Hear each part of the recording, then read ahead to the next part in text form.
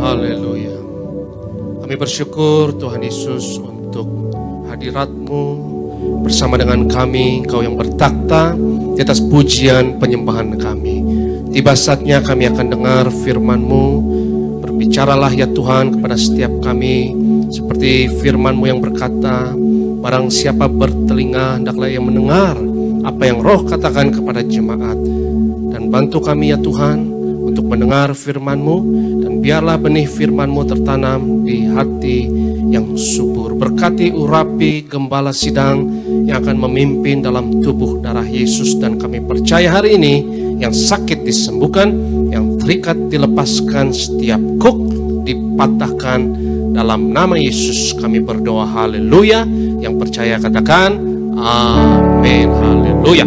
Shalom saudaraku, sukacita bersama dengan saudara sekalian, khususnya jemaat Tiberias dalam ibadah live streaming ini. Hadirat Tuhan dan kuasa urapannya tidak akan terhalang dengan jarak dan waktu. Dalam ibadah live streaming sekalipun saudara join di rumah, percaya kuasa Tuhan terjadi dalam hidup kita. Saya mengajak kita untuk membuka firman Tuhan dalam Yehezkiel pasalnya yang pertama. Dan hari ini saya mau berkhotbah dan mengambil teks firman Tuhan dari Yehezkiel pasalnya yang pertama dengan judul perikop Nabi melihat kemuliaan Tuhan. Saudaraku yang terkasih, mari kita percaya kalau kemuliaan Tuhan ada dalam hidup kita, maka sesuatu yang dahsyat pasti terjadi. Mari percaya kalau kemuliaan Tuhan ada hidup kita, maka mujizat pasti akan terjadi. Nabi melihat kemuliaan Tuhan, ayat pertama. Pada tahun ke-30 dalam bulan yang keempat, pada tanggal 5 bulan itu, ketika aku bersama-sama dengan para buangan berada di tepi sungai Kebar, terbukalah langit dan aku melihat penglihatan tentang Allah. Pada tanggal 5 bulan itu, yaitu tahun kelima sesudah Raja Yoyakin dibuang, datanglah firman Tuhan kepada Imam Yehezkiel anak Buzi di negeri orang Kasdim di tepi sungai Kebar, dan di sana kekuasaan Tuhan meliputi dia. Saudaraku yang terkasih, ayat yang keempat, lalu aku melihat sungguh angin badai bertiup dari utara dan membawa segumpal awan yang besar dengan api yang berkilat-kilat, dan awan itu dikelilingi oleh sinar di dalam. Di tengah api-api itu kelihatan seperti swasa mengkilat. Saudaraku yang terkasih, kita perhatikan bahwa Yehezkiel ketika mengalami pengalaman ini, dia berada di suatu tempat yang spesifik dan waktu yang spesifik, yang sebagai seseorang yang sangat intelektual, Yehezkiel memberikan kepada kita kronologinya. Secara fisik dia berada di satu tempat di Babilonia sebagai orang buangan dari Yudea Israel ke Babylon. Dia berada di sungai Kebar. Dan waktu spesifiknya pun diberikan, yaitu pada tahun ke-30 dalam bulan yang keempat, pada tanggal yang kelima bulan itu, dan seterusnya, dan seterusnya. Kita lihat waktu spesifik, tempat spesifik. Dia berada dalam alam fisik yang dibatasi oleh ruang dan waktu. Tetapi ayat selanjutnya, ayat yang keempat, ia berada di luar ruang dan waktu. Secara fisik tubuh jasmaninya ada di sungai Kebar pada waktu tertentu. Tetapi ketika ia memasuki alam kemuliaan, ketika ia memasuki alam roh, ia sudah tidak terbatas dalam ruang dan waktu. Kitab suci pun bahkan mengatakan bahwa satu hari Tuhan seperti 1000 tahun manusia. 1000 tahun Tuhan seperti satu hari manusia. Saudaraku yang terkasih, artinya saudaraku yang terkasih bahwa di alam roh tidak ada waktu. Alam roh tidak dapat dibatasi oleh jarak dan waktu. Dan kenapa hari ini kita mau membahas mengenai kemuliaan Allah? Firman Tuhan dalam 2 Korintus 3 ayat 18, mungkin boleh disimak, ditampilkan. 2 Korintus 3 ayat yang ke-18 berkata, kita semua mencerminkan kemuliaan Tuhan dengan muka yang tidak berselubung. Dan karena kemuliaan itu datangnya dari Tuhan yang adalah roh, maka kita diubah menjadi serupa dengan gambarnya dalam kemuliaan yang semakin besar. Saudaraku yang terkasih, kalau saudara lihat kemuliaan Tuhan, saudara tidak akan menjadi orang yang sama lagi. Kemuliaan Tuhan punya efek transformatif. Beda dengan melihat hal yang lain, saudaraku yang terkasih. Di mana kalau saudara perhatikan hal yang lain, maka subjek dan objek terpisah. Objek tidak akan terpengaruh diubah oleh subjek. Tetapi kalau saudara melihat kemuliaan Tuhan, ada efek transformatif. Engkau tidak akan menjadi orang yang sama seperti dulu lagi. Engkau diubahkan dari kemuliaan kepada kemuliaan. Ketika pendeta Pariaji melihat Yesus, maka saudaraku, apa yang ia lihat itu mengubah dirinya. Dia bukan orang yang sama lagi. Kalau saudara lihat Yesus, mustahil engkau menjadi orang yang sama seperti dulu lagi. Karena apa yang kau lihat akan mengubah dirimu. Demikian juga saudaraku, kemuliaan Tuhan itu mengubah Yehezkiel. Dan kita mau lihat bagaimana Yehezkiel sebagai imam dan sebagai nabi mengalami pengalaman supernatural tersebut. Dan ia melihat kemuliaan Allah secara realita. Saudaraku, saya mau tekankan bahwa mujizat itu nyata. Alam roh itu nyata. Dan mujizat adalah sesuatu yang real dan realistis. Kita lihat dalam firman Tuhan, dalam Alkitab, mujizat berulang kali terjadi dalam hidup seorang anak Tuhan, seorang pelayan Tuhan. Apakah itu mistis? Apakah itu hanya dongeng? No. Mujizat itu real. Dan mujizat adalah intervensi ilahi dalam alam fisik, saudara dan saya yang kita alami dalam tubuh fisik ini, yang hanya kita dapat akses dengan 5 panca indera kita, terbatas dalam ruang dan waktu. Berulang kali dalam firman Tuhan kita lihat terjadinya mujizat. Karena Tuhan adalah roh, dari ayat yang baru saja kita baca tadi. Dan kemuliaan itu adalah roh. Dan saudaraku yang terkasih, Tuhan dan alam roh adalah alam super dimensi. Sementara manusia secara fisik kita hanya dapat mengakses 3 dimensi ruang, 1 dimensi waktu. Saudaraku, kita hanya tahu dimensi panjang, lebar, tinggi.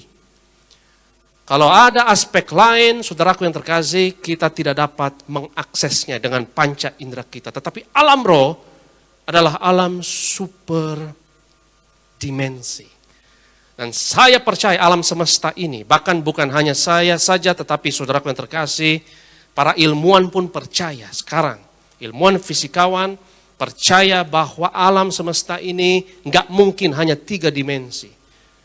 Beberapa percaya bahkan string theory, satu teori populer di fisika mempercayai ada 10 dimensi, ada 15 bahkan dimensi versi lainnya. Jadi bayangkan betapa terbatasnya butanya kita kalau kita hanya mengandalkan, saudaraku yang terkasih, rasio logika kita semata, sementara ada kuasa yang dapat diakses dengan iman dan doa kita.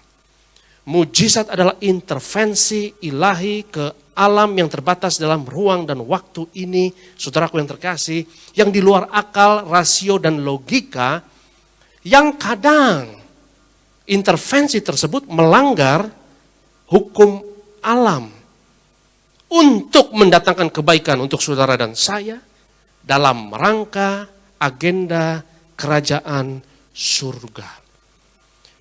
Kita perhatikan ketika Yesus misalnya berjalan di atas air, itu melanggar hukum gravitasi. Filipus misalnya ketika ia setelah membaptis sida-sida Ethiopia, saudaraku, Roh Allah mentransportasi dia dalam sekejap. Dia berada di kota lain dalam sekejap. Bahkan saudaraku yang terkasih, kita lihat misalnya mujizat pelipat gandaan 5 roti dan 2 ikan, air menjadi anggur. Seperti hukum-hukum alam dilanggar untuk kebaikan umat Tuhan dalam rangka agenda kerajaan surga. Bukan untuk show off. Yesus tidak berjalan di atas air untuk membuktikan sesuatu. Yesus tidak melakukan mujizat supaya membuktikan sesuatu kepada orang banyak. No. Bahkan ketika iblis mencoba Yesus di padang gurun untuk mengubah batu menjadi roti, ia menolaknya. Mujizat dikerjakan karena kasihnya kepada saudara dan saya. Karena ia tergerak oleh belas kasihan. Dan dalam rangka, saudaraku yang terkasih, agenda dan kepentingan kerajaan surga. Bukan kepentingan saudara dan saya, bukan kepentingan kita semata. Tapi ketika kebutuhan kepentingan kita selaras dengan agenda kerajaan surga, dalam belas kasihan Tuhan, maka mujizat terjadi. Dan seperti yang saya katakan, bahwa mujizat itu bukan mimpi siang bolong, bukan halusinasi, saudara, bukan juga euforia. Mujizat itu realistis. Yeskiel mengalami mujizat. Dia dapat akses yang jarang orang dapatkan. Ia melihat the real deal. Dia melihat kemuliaan Allah. Yang melibatkan kerubium, serafim, angin, api, dan semua fenomena yang menakjubkan tersebut. Dia melihatnya. Tapi bukan berarti, saudaraku yang terkasih, kalau kita percaya mujizat, saudara terbang. Enggak seperti itu. Kita tetap kaki mendarat di bumi. Yeskiel tetap adalah manusia biasa. Darah dan daging, debu dan tanah seperti saudara dan saya yang berfungsi normal dalam alam fisik 3 dimensi ini sehari-hari. Tetap hidup dengan secara realistis. Sebagai manusia, walaupun ia melihat kemuliaan Allah, ia tetap sebagai manusia mengambil bagian juga dalam kesusahan, penderitaan, tantangan yang dialami manusia sehari-hari seperti saudara dan saya. Sehingga saya tekankan bahwa mujizat juga realistis, saudara. Bukan halusinasi. Bahkan Yeskiel juga, saudaraku, kisah hidupnya ada beberapa bagian penderitaan yang menyedihkan dalam hidupnya. Mungkin perlu kita ketahui, terutama di era COVID-19 ini, saya yakin tidak kebetulan Tuhan memimpin saya untuk membawakan beberapa ayat di Yeskiel 1 ini, saudaraku. Untuk kita ketahui, istri Yeskiel itu meninggal karena sampar. Terjadi penyakit menular di Babilonia yang jatuhnya tepat saat Yerusalem jatuh, saudaraku. Di tangan tentara Babilonia, Yeskiel ini orang Yahudi yang dibuang di Babel. Dan tepat saat tersebut, istrinya meninggal karena sampar yang mengamuk, penyakit yang menular. Jadi kita lihat, saudaraku yang terkasih, ya, bahwa mujizat ini realistis. Kita bersyukur sebentar lagi ibadah offline akan dibuka. Tentu saya sebagai hamba Tuhan sangat rindu melihat jemaat juga sangat rindu beribadah di gereja. Saudaraku yang terkasih, saya juga kesepian di sini tanpa jemaat menemani. Saya hanya melihat kameramen di depan yang mukanya nggak jelas, saudaraku. Ya, tetapi saudaraku yang terkasih, kita hormati protokol new normal ini. Hormati. Kita percaya mujizat, ya. Tetapi bukan berarti ya adalah mengurangi iman kita kalau kita tidak mengadakan misalnya altar call, ya. Kita harus terbiasa dengan protokol dan prosedur ini, saudaraku yang terkasih. Beberapa orang mungkin berpikir ya kan kita percaya mujizat, kita percaya kuasa Tuhan, maka kita tantang saja COVID-19. Ada bedanya antara iman dengan mencobai Tuhan. Saudaraku yang terkasih, Yehezkiel, seorang nabi yang melihat realita dalam keadaan yang paling murni, yaitu ia melihat biang dari segala realita, yaitu takhta Allah dan kemuliaan Allah. Ia melihat kerubium, ia melihat 4 makhluk, ia melihat serafim, dan tidak ada di alam semesta ini hal yang lebih menakjubkan dari apa yang dilihat oleh Yehezkiel. Tetapi saudaraku yang terkasih, bahkan Nabi pun tidak luput dari sisi debu dan tanah, sisi darah dan daging manusia. Mujizat realistis, bukan euforia, saudaraku yang terkasih, bukan halusinasi, bukan mimpi di siang bolong, bukan berarti saudaraku yang terkasih, ketika engkau percaya mujizat, maka hukum-hukum alam itu takluk kepada kita di setiap waktu. No. Saudaraku yang terkasih, hukum-hukum alam kadang dilanggar atas intervensi ilahi demi kebaikan manusia dalam rangka kerajaan Allah. Tetapi bukan berarti saudara Superman dan terbang yang kebal terhadap setiap bentuk penderitaan manusia. Saudara, kita debu dan tanah, dan tubuh ini fana. Orang yang percaya mujizat pun dan kuasa Tuhan dan mengalaminya akan mati. Hormati sisi debu dan tanah ini dengan, saudara yang terkasih, kita hormati protokol-protokol dalam ibadah new normal nanti. Puji Tuhan, kita akan berjumpa lagi 5 Juli, saudara yang terkasih. Dan saat itu, percaya kuasa Tuhan akan menjamah kita. Percaya mujizat terjadi. Walaupun saudara yang terkasih tanpa penumpangan tangan. Walaupun tanpa altar call. Saudara mau tidak mau harus dituntut dewasa. Dan percaya saudara yang terkasih bahwa mujizat Tuhan tidak dibatasi oleh ruang dan waktu. Kita memang sudah terbiasa dengan penumpangan tangan, kita sudah terbiasa saudaraku dengan altar call, tapi mari percaya saudara punya iman yang sama, kuasa Tuhan yang sama. Karena saya melayani banyak jemaat dan banyak jemaat yang masih manja.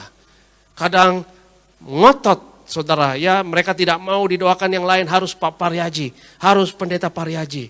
Tetapi di era seperti ini kita dituntut untuk percaya dan dewasa. Saudaraku yang terkasih, iman dan kuasa Tuhan tidak dibatasi oleh ruang dan waktu. Mari kita lanjutkan baca beberapa ayat yang luar biasa ini. Yehezkiel pasal yang pertama, tadi kita sudah baca ayat 4, kita baca ayat 5. Dan di tengah-tengah itu juga ada yang menyerupai 4 makhluk hidup. Dan beginilah kelihatannya mereka menyerupai manusia. 6. Tetapi masing-masing mempunyai 4 muka. Dan pada masing-masing ada pula 4 sayap. Kaki mereka adalah lurus dan telapak kaki mereka seperti kuku anak lembu. Kaki-kaki ini mengkilap seperti tembaga yang baru digosok. Pada keempat sisi mereka, di bawah sayap-sayapnya tampak tangan manusia. Mengenai muka dan sayap mereka berempat adalah begini. Mereka saling menyentuh dengan sayapnya, mereka tidak berbalik kalau berjalan, masing-masing berjalan lurus ke depan. Muka mereka kelihatan begini. Keempatnya mempunyai muka manusia di depan, muka singa di sebelah kanan, muka lembu di sebelah kiri, dan muka Raja Wali di belakang. Saudaraku yang terkasih, apa yang sebenarnya Yehezkiel lihat? Saudaraku, jangan salah, jangan kita beranggapan bahwa Yehezkiel berada di alam mimpi dan alam halusinasi. Sementara alam fisik ini, 3 dimensi yang kita jalani adalah alam nyata. Terbalik. Alam roh itu adalah alam nyata. Alam fisik yang saudara dan saya jalani dalam kehidupan fisik kita yang sementara dan fana ini, saudaraku, hanya adalah cetakan, hanya adalah gambar dan rupa. Bahkan dibanding dengan alam yang super dimensi yang lebih nyata, itu seperti ilusi. Bahkan Albert Einstein, seorang fisikawan pun berkata, ya, seperti misalnya konsep waktu. Waktu itu seperti ilusi, seperti mimpi. Itu yang dikatakan oleh Albert Einstein. Saudaraku yang terkasih, alam roh menciptakan alam fisik. Jadi mana yang lebih nyata? Biang dari realita atau ciptaan itu sendiri? Alam roh, alam superdimensi, saudaraku yang terkasih. Saudara dan saya, kita hanya dapat mengerti 3 dimensi dengan logika rasio kita. 3 dimensi, panjang, lebar, tinggi. Seperti saya lihat mimbar ini dalam 3 dimensi, panjang, lebar, tinggi. Kalau dimensi keempat dibuka, kalau dimensi kelima dibuka, saya tidak akan bisa menjelaskan mimbar ini lagi, saudaraku yang terkasih. Seperti apa? Karena saya hanya dapat menjelaskannya dalam kerangka 3 dimensi. Yehezkiel berada di alam superdimensi. Satu makhluk punya 4 muka, itu susah dimengerti. Dan jangan berusaha saudaraku mengerti dengan otak, tapi perhatikan, terima dengan iman.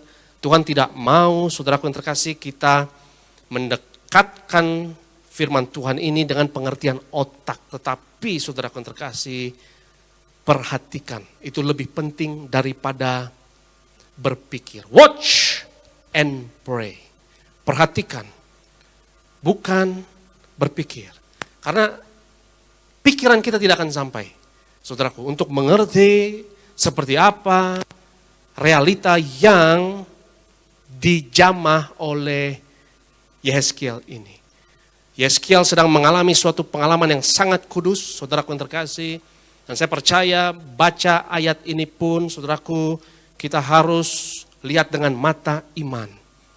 Firman Tuhan mengatakan dalam Efesus 1, Paulus berdoa untuk jemaat di Efesus supaya Tuhan membuat mata hatinya terang. Demikian juga saudaraku yang terkasih, kita butuh mata yang lain, bukan panca indera logika rasio untuk firman Tuhan, tetapi dengan mata iman. Yehezkiel berada sekali lagi, saudaraku yang terkasih, di alam super dimensi. Dan alam itu lebih nyata daripada alam fisik yang saudara dan saya jalani sekarang ini. Apa yang sebetulnya Yehezkiel lihat, kita tidak tahu. Tetapi dia jabarkan kelihatannya seperti ini. Ketika Yohanes Pembaptis membaptis Yesus di sungai Yordan, ia melihat Roh Kudus turun seperti merpati. Garis bawahi kata seperti, saudara. Apa yang dia lihat sebenarnya kita tidak tahu. Dan jangan berusaha ya menggambarkannya terlalu detail. Karena di alam roh apa yang dia lihat sebenarnya dalam alam superdimensi kita tidak tahu. Tetapi ada yang pendekatan yang paling baik adalah seperti merpati. Ketika pendeta Pariaji misalnya mengalami penglihatan, melihat Yesus datang di rumahnya seperti kesaksiannya, saudara, ia melihat seperti bola meteor, api yang besar, yang menyala-nyala. Apa yang sebenarnya ia lihat, kita tidak tahu. Tetapi perumpamaan yang paling mendekati adalah seperti api meteor tersebut. Saudaraku yang terkasih, kuasa Tuhan itu nyata. Alam roh itu nyata. Alam yang tidak dapat dibatasi oleh ruang dan waktu. Lanjut ke ayat yang ke-11. Yehezkiel 1 ayat 11. Kemuliaan Tuhan, mau nggak mau saudaraku, kemuliaan Tuhan selalu melibatkan kerubium.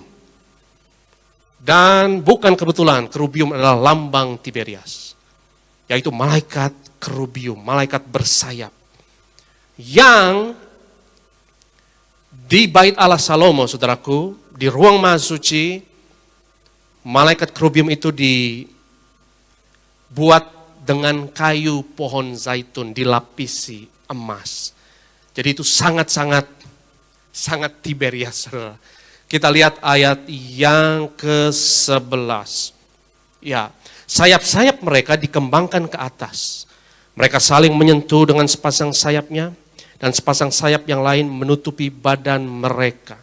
Masing-masing berjalan lurus ke depan, ke arah mana roh itu hendak pergi, kesanalah mereka pergi, mereka tidak berbalik kalau berjalan. 13. Di tengah makhluk-makhluk itu kelihatan seperti bara api yang menyala, seperti suluh yang bergerak kian kemari di antara makhluk-makhluk hidup itu, dan api itu bersinar, sedang dari api itu kilat sabung menyambung. 14.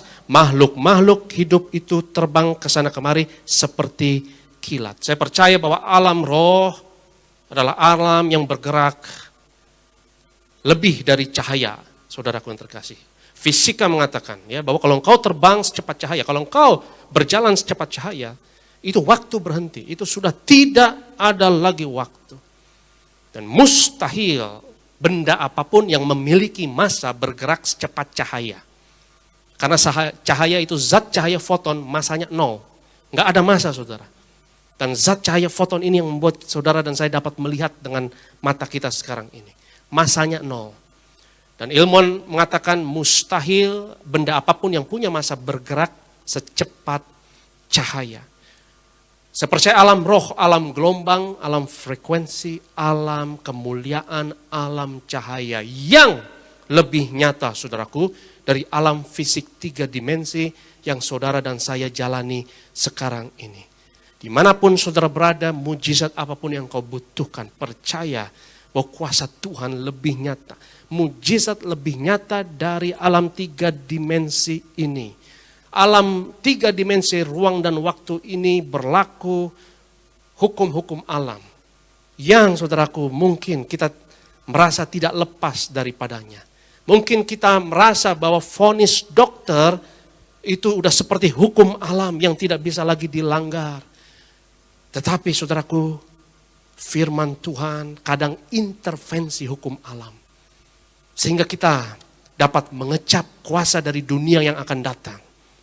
Dari zaman yang akan datang, yang belum zamannya.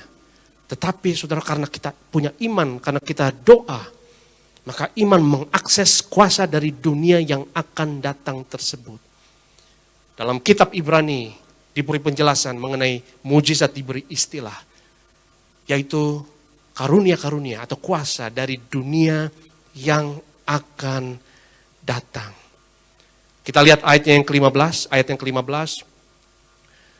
Aku melihat sungguh di atas tanah di samping masing-masing dari keempat makhluk-makhluk hidup itu ada sebuah roda. Rupa roda-roda itu seperti kilauan permata Pirus dan keempatnya adalah serupa. Buatannya seolah-olah roda yang satu di tengah-tengah yang lain. Kalau mereka berjalan, mereka dapat menuju ke 4 jurusan. Mereka tidak berbalik kalau berjalan. Mereka mempunyai lingkar dan aku melihat bahwa sekeliling lingkar yang 4 itu penuh dengan mata. 19. Kalau makhluk-makhluk hidup itu berjalan, roda-roda itu juga berjalan di samping mereka. Dan kalau makhluk-makhluk hidup itu terangkat dari atas tanah, roda-roda itu turut terangkat. Ke arah mana roh itu hendak pergi, kesanalah mereka pergi, dan roda-rodanya sama-sama terangkat dengan mereka. Sebab roh makhluk-makhluk hidup itu berada di dalam roda-rodanya. Dalam alam roh ada satu connection, ada suatu kesaling terhubungan yang misterius, saudaraku yang terkasih. Karena alam roh ini tidak terbatas dengan ruang dan waktu dan tidak terbatas oleh pengetahuan kita. Ada interconnectedness yang luar biasa. Alam roh adalah alam mujizat. alam kuasa Tuhan terjadi dalam hidup kita. Roda-roda tersebut, saudaraku yang terkasih, ya banyak dibicarakan dalam literatur Talmud Yahudi yang cukup banyak saya pelajari, di mana 4 makhluk ini, saudaraku yang terkasih, bahasa Ibraninya adalah hayot. Dari kata kerja hayah, dan kita tahu hayah itu artinya dalam bahasa Indonesia adalah to be dalam bahasa Inggris.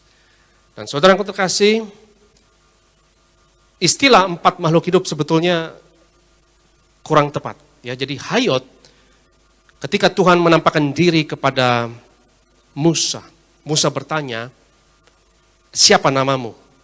Tuhan berkata, Ehye, Asher Ehye. Ehye itu dari kata kerja hayah, yang adalah aku adalah aku.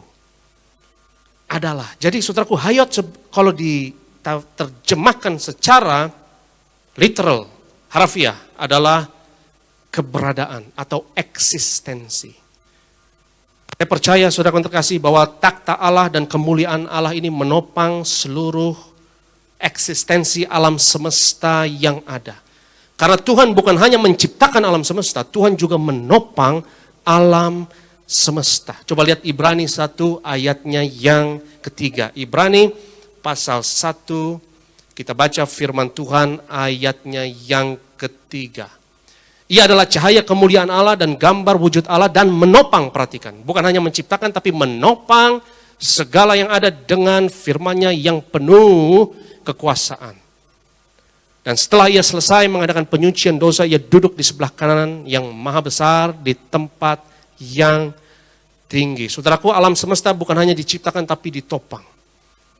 Dan mungkin bukan kebetulan juga, saudaraku, ya dalam alam semesta ini ada 4 gaya, ya ada 4 force yang menahan alam semesta ini, ya boleh ditampilkan ada 4 gaya, ya kita lihat ada 4 makhluk dan 4 adalah angka bumi, ya 4 penjuru langit, 4 penjuru angin, 4 arah bumi, saudaraku yang terkasih, dan ya ada 4 gaya yang menjaga alam semesta ini. Salah satunya kita tahu gravitasi, ya electromagnetic force, strong nuclear force, weak nuclear force. Gravitasi itu menjaga supaya setiap planet berputar pada orbitnya.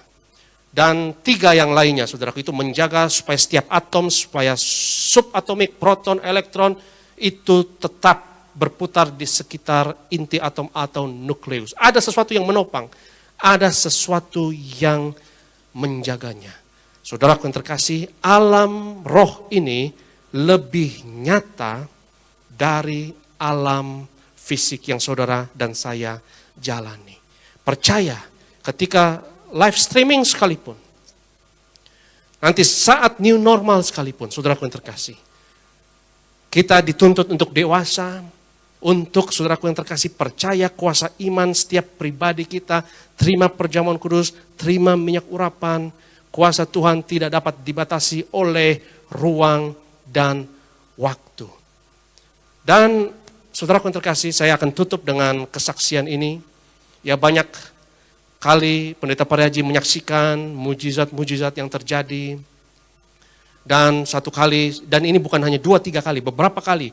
Ya saya mendengar misalnya saudaraku yang terkasih, ya ada kesaksian mengenai seseorang yang belum pernah bertemu Pendeta Pariaji sama sekali, belum pernah lihat.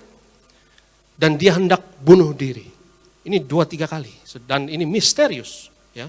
Belum pernah lihat Pendeta Pariaji, dia mau bunuh diri, tetapi dalam mimpi dia berjumpa dengan seorang laki-laki yang menyuruh dia jangan bunuh diri. Dan akhirnya nggak sengaja dia datang ke gereja Tiberias, dia melihat seorang pendeta berkhotbah dan dia lihat laki-laki tersebut yang dalam mimpinya menjumpainya dan bilang jangan bunuh diri. Dan ketika dia lihat laki-laki tersebut adalah hambanya Pendeta Pariaji. Saudaraku, alam roh, alam yang misterius. Dalam alam roh tidak ada jarak dan tidak ada waktu. Mungkin dalam doanya hamba Tuhan Pendeta Pariaji dapat menjangkau seseorang yang membutuhkan, yang dia tidak kenal, tetapi dia bersyafaat untuknya, saudaraku. Dan menjangkau menjamahnya. kuasa Tuhan dapat terjadi. Karena alam roh tidak dibatasi oleh ruang dan waktu. Saudara dapat berjumpa dengan kuasa Tuhan, mengalami kuasa Tuhan, saudaraku yang terkasih, dalam alam roh. Ya, saya akan menutup dengan kesaksian ini, saudaraku, ya. Dalam gereja Katolik, misalnya, saudaraku, ada satu pastor yang kontroversial, almarhum, yang disebut Padre Pio, yang dalam hidupnya banyak mujizat terjadi dan sangat kontroversial, sehingga saat itu Vatikan pun melabel dia sesat dan ya dia dilarang untuk melayani dan dibatasi dan diekskomunikasi, dikucilkan dan lain sebagainya, saudaraku yang terkasih. Dan saya membaca mengenai satu pelayanan dalam kehidupan Padre Pio ini. Ya. Bagaimana ada satu jenderal yang mau bunuh diri, saudaraku. Tetapi tiba-tiba ketika dia mau bunuh diri, dia melihat ya Padre Pio ini muncul entah dari mana dan menyuruhnya jangan bunuh diri. Dan saudaraku yang terkasih, Padre Pio ini juga menubuatkan seorang pastor muda asal Polandia bahwa dia akan menjadi paus satu hari nanti dan dia akan ditembak 2 kali. Dan akhirnya betul orang ini jadi paus. Paus Yohanes Paulus II, dan akhirnya saudaraku Padre Pio ini diangkat menjadi santo oleh Paus Yohanes Paulus II. Walaupun ya banyak dari Vatikan yang menentang dan menganggapnya sesat karena mujizat selalu kontroversial. Jadi saudaraku yang terkasih, dalam dunia modern sekalipun, sangat celakalah kita kalau kita tidak percaya mujizat. Kuasa kita terbatas, tangan kita terbatas, tangan Tuhan tidak terbatas. Percaya hari ini, saudara terima perjamuan kudus minyak urapan. Kuasa roh Tuhan tidak dapat dibatasi, ruang dan waktu, mujizat akan terjadi. Mari kita berdoa. Terima kasih Tuhan Yesus untuk firman-Mu. Kami percaya ya Tuhan, kuasa-Mu tidak dapat dibatasi oleh ruang dan waktu. Maka ya Tuhan, setiap kami yang butuh kuasa Tuhan dan jamahan mujizat-Mu, kami percaya lewat tubuh darah Yesus, lewat minyak urapan ini, kami mengecap, yaitu kuasa dari dunia yang akan datang. Mujizat adalah bagian kami. Intervensi ilahi dalam segala aspek hidup kami terjadi. Dalam nama Yesus kami berdoa, haleluya. Yang percaya katakan, amin. Sebelum kita akan masuk dalam perjamuan kudus, saudara sekalian bersama-sama